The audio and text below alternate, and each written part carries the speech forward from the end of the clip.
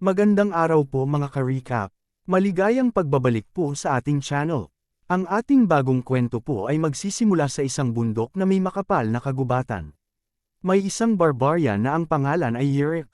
Palagi siyang pumupunta sa isang shaman ng kanilang tribo para makipagkwentuhan. Ayon sa shaman ay magiging isang magiting na mandirigma si Yerick.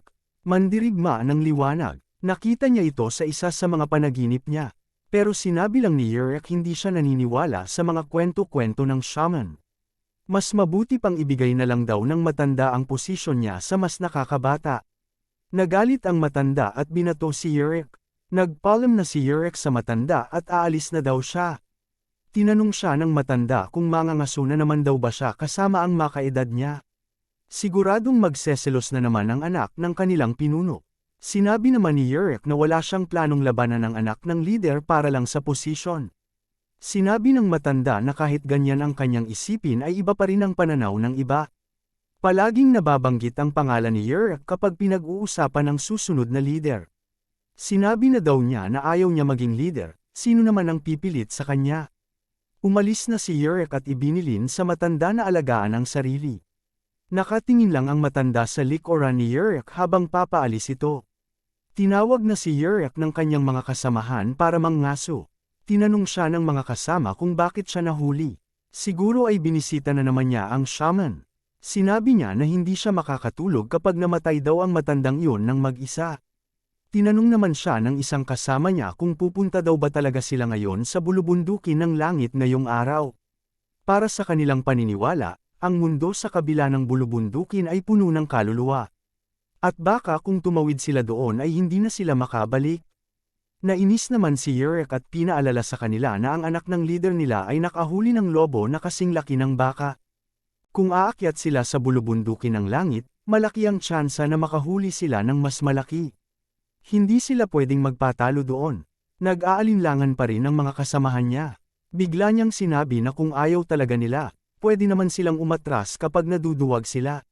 Hindi naman makakapayag ang mga kasama niya na tawaging duwag kaya napagdesisyon na nilang umakyat sa bulubundukin. Nagpatuloy na nga sila sa pag-akyat sa matarik na bundok. Napansin ni Yerick na mataas na ang naakyat nila pero hindi pa rin sila nangangalahati sa kanilang destinasyon. Ano daw kaya ang meron sa kabilang parte ng bulubundukin? Totoo kaya na mundo ito ng mga kaluluwa gaya ng sinasabi ng shaman at ng matatanda? Totoo kaya na magiging kaluluwa sila kapag namatay at mapupunta sa kabilang bahagi ng bulubundukin? Habang naglalakad ay biglang tinanong si Yerick ng kasama niya kung wala daw ba talaga sa isip niya na maging susunod na leader nila. Sinabi ni Yerick na wala siyang interest dito. Naiinis lang siya sa anak ng leader nila dahil mayabang. Kaya nga daw na dapat si Yerick ang kailangang maging susunod na leader. Sabi ng kasama niya, sa tingin daw niya, kapag ang anak ng leader ang magiging pinuno, makakaya niya kayang sumunod sa mga utos nito. Ayaw daw ito sagot ni Yerick. Kung ayaw niya sumunod ay dapat siya ang maging leader. Nainis na si Yerick at sinabi na sa susunod niya na lang pag-iisipan ito. Habang nag-uusap ay biglang may napansin si Yerick. Sa gitna ng gubat ay biglang may lumiwanag na nakakuha ng atensyon niya. Biglang sumigaw si Yerick na dama pa ang lahat. Pero huli na ang lahat at ang iba niyang kasamahan ay tinamaan ng pana. Iniutos ni Yerick ihanda din ang kanilang pana at gumanti. Iniisip niya kung sino ang posibleng umatake sa kanila. Nakita niya ang panang tumama sa kasama at napansin na ito ay masyadong matalim at napakadetalyado. Hindi pa siya nakakita ng ganitong pana sa buong buhay niya. Masama ang pakiramdam ni Yerick dito. Mas malayo din ang naabot ng pana ng kalaban kaysa sa kanila. Siya din ang nagpumilit na pumunta dito kaya kailangan niyang akuin ang responsibilidad. Inutusan niya ang kasamahang si Vold. Dalhin lahat ng mga sugatan at bumalik na sila sa kanilang tribo. Susubukan niyang pigilan ang mga kalaban. Hindi naman daw kayang iwan ni Vold si Yerick. Hindi niya iiwan ang kanyang tinuturing na kapatid. Nagalit si Yerick at sinabihan si Vold na kung hindi sila bababa, siya mismo ang babasag sa ulo ni Vold. Walang magawa ang mga kasamahan ni Vold kung hindi sumunod sa kanya. Kailangan din nilang magamot ang mga sugatang kasamahan. Sinabihan ni Vold si Yerick na bumalik siya ng buhay. Tinanong ni Yerick si Vold kung natatandaan daw ba niya ang sinabi ng shaman. na magiging isang magiting na mandirigma daw siya kaya hindi ito ang lugar kung saan mamamahinga ang kanyang mga buto. Tandaan nila, siya daw si Yurek ng Stone Axe Tribe. Nang kumalma na ang paligid, ay tahimik na pinuntahan ni Yurek ang lugar kung saan ang galing ang mga pana pero mula sa kinakatayuan niya ay hindi niya matansya kung saan nakapwesto ang kalaban. Kailangan niyang bumitaw ng isang sibat at pagkatapos nito ay mabilis dapat siyang susugod. Ginawa nga ito ni Yurek. Itinapon niya ang isang sibat at mabilis na sumugod. May narinig siyang tinamaan at nalaman niya na doon nagtatago ang kalaban. Pero laking gulat niya nang marinig niya ang ibang lengguwahe ang binibigkas ng mga kalaban at ang mga kasuotan nila ay ngayon niya lang din nakita. Mga tao sa kabilang parte ng mga bundok. Tinanong sila ni Yurek kung galing daw ba sila sa kabilang parte ng bundok. Hindi siya maintindihan ng mga kalaban pero hindi na daw ito mahalaga. Sa sandaling sinaktan nila ang kanyang mga kapatid, ay parang isinuko na nila ang kanilang buhay. Bigla namang may sumigaw at iniutos sa mga sundalo na ibaba ang kanilang mga pana. Tinawag siya ng mga sundalo bilang si Sir Portgal. Mabuti na lang daw at isinuot niya ang armor. Kailangan daw nilang hulihin ang barbarian na ito ng buhay. Magiging magandang regalo daw ang barbarian na ito sa imperial na kamahalan bilang pagganita sa pagtuklas ng bagong lupain. Napansin ni Yurek ang bakal na nakabalot sa buong katawan ng kalaban. Mukhang marami daw silang bakal na pinoproseso. Itinapon din niya ang kanyang kalasag at sinabi na palakol lang naman ang sandata ng barbarian. Hindi daw ito tatalab sa kanyang armor. Hindi naman daw naiintindihan ni Yurek ang mga nangyayari pero mukhang kumpiyansa daw siya sa suot na armor. Ginamit naman ni Portgal ang swordsmanship ng Imperyo. Ito ay nakahawak sa blade ng espada. Nainis naman si Yurek dahil mukhang minamaliit siya ng kalaban dahil nakahawak ito ng baliktad sa espada. Mukhang napansin niya rin na balak siyang hulihin ng buhay ng mga ito. Ito ang unang insulto na naramdaman niya. Bigla siyang inatake ni Portgal pero bigla ding itinapon ni Yurek ang kanyang palakol. Tinamaan sa ulo si Portgal at natanggal ang helmet nito. Tumama ang palakol sa gitna ng visor niya. Hindi siya makapaniwala na nagawa ito ng isang hamak na barbarian lang. Napamura si Portgal. Inatake niya ulit si Yurek pero nagulat siya nang nakaiwas ito. Biglang lumapit si Yurek sa kanyang kanan at biglang sinipa si Portgal sa mukha. Bagsak ang kabalyero. Papatayin na sana ni Yurek si Portgal pero bigla siyang inatake ng ibang sundalo. Tinamaan ng pana sa likod si Yurek. At isa-isang tinali ang kanyang mga braso, binti at leeg. Tagumpay na nahuli ng pangkat ni Portgal si Yurek. Dinala na nila si Yurek sa kanilang kampo at kinagabihan ay nagpahinga na sila bago bumalik sa kabihasnan. Tama nga ang hinala ni Yurek, mga tao sila na galing sa kabilang parte ng bulubundukin. Nag-uusap ang mga sundalo at nabanggit na umalis pa si Portgal para kumuha ng gatong. Kailangan daw nilang matapos ang pag-set up sa kampo bago siya bumalik. Napangiti lang si Yurek. Namangha siya na may ibang mundo ng mga tao sa kabila ng bulubundukin. Hindi ito mundo ng mga kaluluwa at patay. Nakakramdam na ng lamig si Yurek. Isa ang mga lamig na ito sa rason kung bakit ang mga mandirigma ng tribu niya ay hindi makatawid sa bulubunduking ito. Patuloy lang sa pagtitipon ng mga sundalo habang si Yurek naman ay unti-unting tinatanggal ang mga tali. Napansin ng isang sundalo na parang may kakaibang ginagawa ang barbarian pero napatakbo sila nang makitang tumayo ito at wala ng mga tali. Biglang sinabi ni Yurek na kapag nakarating na daw sila sa kabilang buhay, ipagkalat nila na namatay sila sa mga kamay ni Yurek ng Stone Axe Tribe. At nangyari na ang hindi inaasahan ng mga sundalo. Isa-isang kinuha ni Yurek ang kanilang mga buhay. At sa huli, ang natira ay si Yurek at Portgal. Paano daw siya nakatakas sa kanyang pagkakatali? Pero wala din itong silbi dahil hindi naman sila magkakaintindihan. Biglang nagsalita si Yurek at binigkas ang kanyang pangalan. Siya daw si Yurek ng Stone Axe Tribe. Sinabi naman ni Portgal na kung totoo siyang mandirigma ay alam naman niya siguro ang tungkol sa dangal. Isinigaw ni Portgal ang kanyang pangalan. Siya si Portgal Arten, kabalyero ng Imperyo. Sinabi naman ni Yurek na tatandaan niya ang pangalang ito. Biglang sumugod si Yurek kay Portgal. Ang plano ni Portgal ay papatalsikin niya ang espadang hawak ni Yurek gamit ang kanyang kalasag at sa kanya aatakihin ito. Pero nagulat siya nang itinapon ni Yurek ang espada at sumugod sa kanya. Bigla niyang sinuntok si Portgal. Binali ni Yurek ang kamay niyang humahawak sa espada. Biglang nakabuelo si Porgal at hinampes ang kalasag kay Yurek kaya napa-atras ito. Agad na dinampot ni Yurek ang isang espada pero nakahanda na si Porgal na tapusin siya. At sa isang iglap ay nagkasalubong ang atake nila. Damanak ang dugo sa gitna ng malamig na gabi. Biglang sinabi ni Yurek na hindi na masama ang kakayahan ni Porgal, nagkamali lang siya ng taong kinalaban. Napahigi si Yurek dahil sa hilo na nararamdaman. Tumingin siya sa kalangitan sa ilalim ng napakagandang kalawakan. Makalipas ang ilang sandali ay bumangon na siya at kinuha ang espada ni Porgal at ibang gamit ng mga sundalo.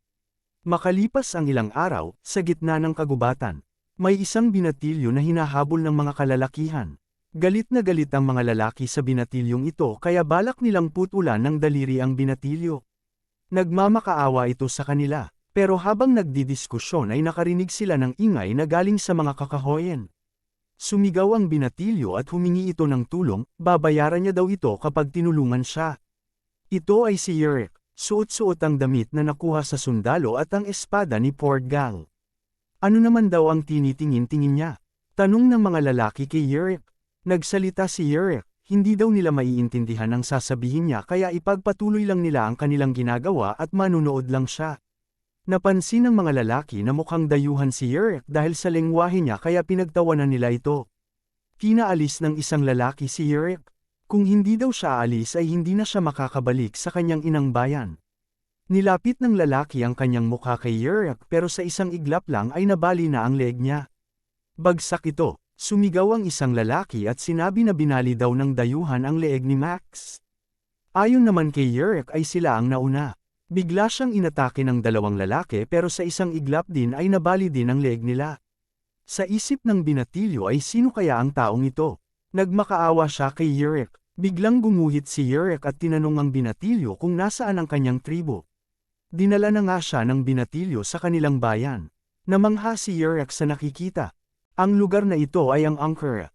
Ang Ankara ay isang syudad kung saan ang mga tao ay nabubuhay sa pagmimina ng tanso. Makikitang sabik na sabik si Yurek sa nakikita. Hindi pa siya nakakakita ng mga ganito sa buong buhay niya. Hindi siya mapakali at tinitingnan ang lahat na madaanan. Napansin ng binatilyo na mukhang walang alam si Yurek sa mundo. Akala niya ay isang manlalakbay ito. Kinagabihan ay dinala niya si Yurek sa isang kainan. Hindi pa rin sila nagkakaintindihan kaya naghanap ang binatilyo ng kung sino ang nakakaintindi sa sinasabi ni Yurek. Sinabi ng isang lalaki na hindi niya daw ito naiintindihan pero ang mukha niya daw ay parang galing sa norte. At dahil hindi niya alam ang lengwahe ng imperyo, siguradong galing daw siya sa sulok ng kontinente. Sa isip naman ni Yurek, kapag nalaman daw ng mga taong ito na galing siya sa kabilang parte ng bulubundukin ng langit, ay baka mag-iba ang trato sa kanya kaya kailangan niyang mag-ingat. Sinabi naman ng binatilyo na makakahanap din sila ng interpreter. Sa ngayon ay bibilhan daw niya muna si Yurek ng makakain. Namangha naman si Yurek sa bar yang ipinakita ng binatilyo. Nalaman niya rin na ginagamit ito pamalit para sa alak. Kakaiba daw ito sa pakikipagpalitan gamit ang pinatuyong karne at mga balat ng hayop ng kanyang tribo. Pera at hindi barter, mayroon na naman siyang natutunan. Patuloy lang siyang nakikinig sa lengwahe at unti-unting natututunan ito. Napansin niya rin na mas matibay ang mga sandata ng mga tao dito. Ibig sabihin ay mas maunlad ang bakal ng mga tao dito. Namamangha siya sa mga sandata ng mga tao dito. Tinanong ni Yurek ang binatilyo kung saan daw siya makakakuha ng palakol na katulad sa kanila. Itinuro ng binatilyo ang pera. Kailangan daw niya ng pera para makabili ng palakol. Iniisip ng binatilyo na pwede niyang gamitin si Yurek para pagkaperahan. Malakas daw ito at magaling makipaglaban. Inalok niya si Yurek kung gusto daw ba niyang magkapera. Dinala ng binatilyo si Yurek sa Ankara Fight Arena. Kailangan lang ni Yurek na manalo sa mga laban para magkapera. Tinuturuan siya ng binatilyo na kailangan lang makipagsuntukan, bawal patayin ang kalaban. Sa isip ni Yurek, paano kung mamatay ang kalaban sa isang tapik lang? Pero bahala na daw. Patuloy lang sa pagpapaalala ang binatilyo na kontrolin ang lakas niya. Para kay Yurek, lahat ng bagay sa lugar na ito ay nagsisimula sa pera at nagtatapos sa pera. Mahihina rin ang mga tao dito. Nagsimula na ang laban. Sa isip ni Yurek, kahit mga gladiator ang mga lumalaban, masyado silang mabagal kumpara sa mandirigma ng kanyang tribo. Hinuli ni Yurek ang braso ng kalaban niya at agad na tinuhod sa sikmura. Bagsak ang kasalukuyang kampiyon sa isang atake lang. Sa isip ni Yurek, walang totoong mandirigma sa lugar na ito. Pero kakaiba daw si Portgal, handa daw nitong harapin ang kanyang kamatayan. Ibig sabihin, dadating ang panahon na makakaharap siyang muli ng isang totoong mandirigma. Ito na kaya ang simula ng bagong buhay ni Yurek. Lumipas ang ilang buwan na namalagi si Yurek sa Ankara. Isang hapon ay ginaising siya ng binatilyo. Kailangan daw nila makahanap ng pera, si Yurek naman ay lasing at hirap gisingin.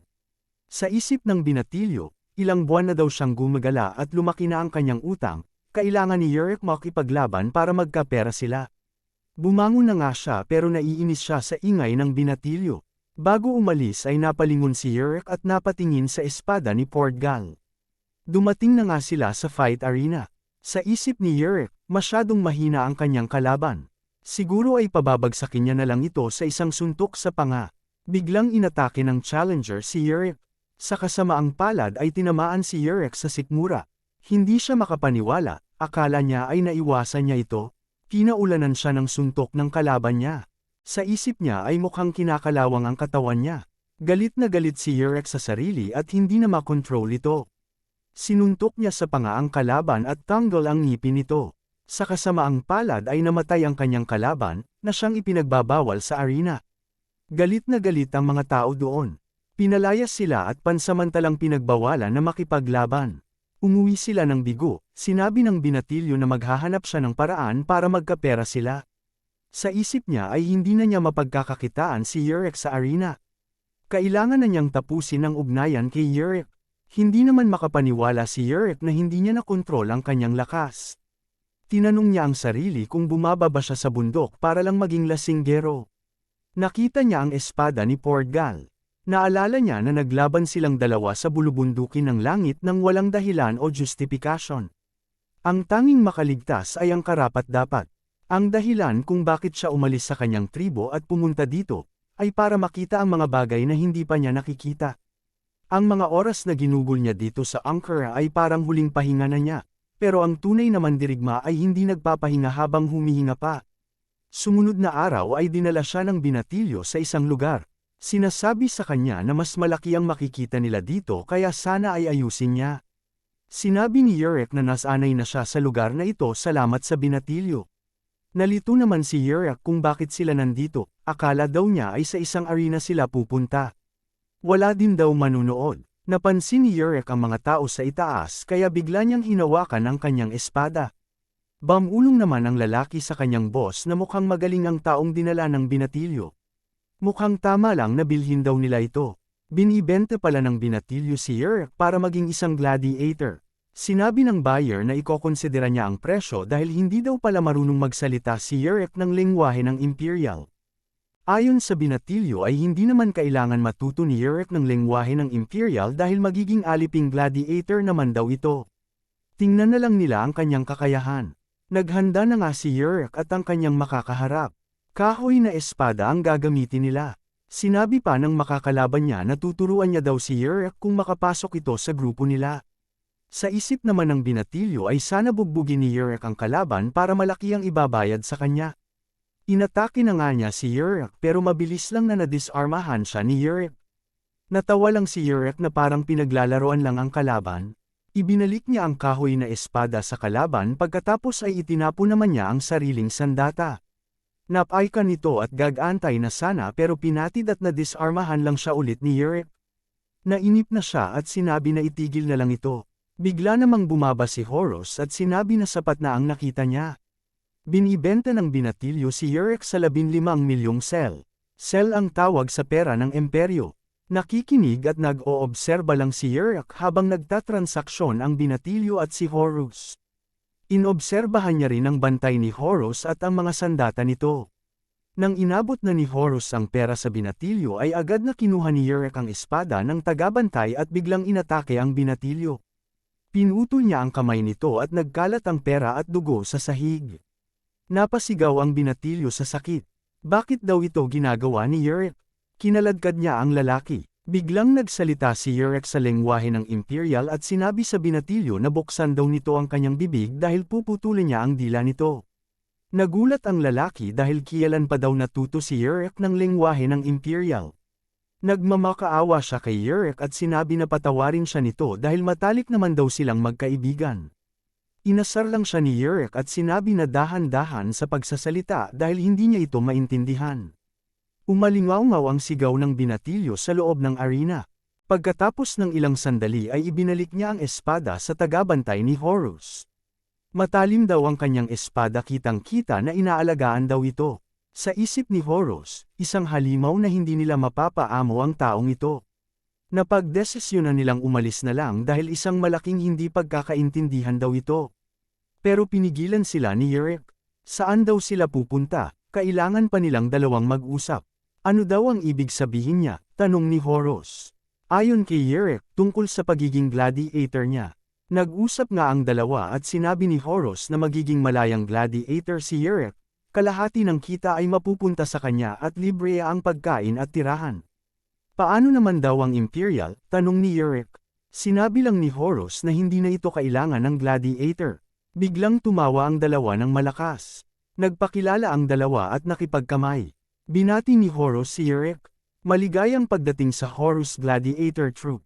Saan naman kaya ngayon dadalhin ng tadhana si Yurek at ano ang naghihintay sa kanyang buhay bilang isang gladiator? Alamin po natin yan mga ka-recap sa susunod na mga kabanata. Maraming salamat po sa panunood at sana po ay nagustuhan ninyo. Please like our videos po and also subscribe to our channel. See you soon. Bye!